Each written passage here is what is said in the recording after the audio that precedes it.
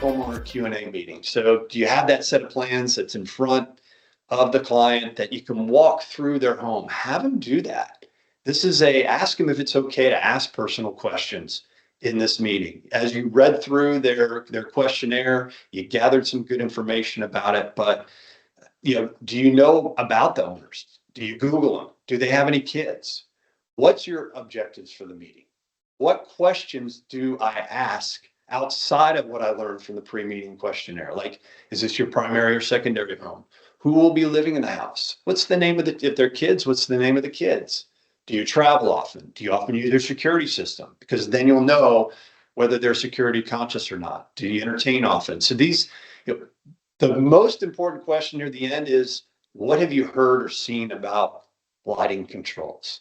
If you've had the system before, can you tell me what you enjoyed about the system?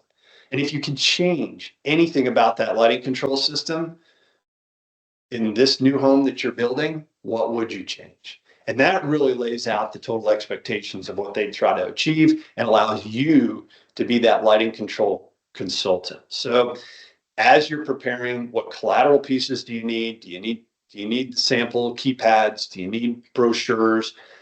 Can you take them to your showroom and share with them a lighting control experience? And then what objections may arise? So when you're asking those questions in the questionnaire up front with the client, be prepared that their friend or their family member or they themselves had a challenge with the lighting control system, or there was specific challenges, and what were those challenges, so that way you can overcome them. Because there's always friends, family, and influencers in every one of these projects, as I'm sure you're aware.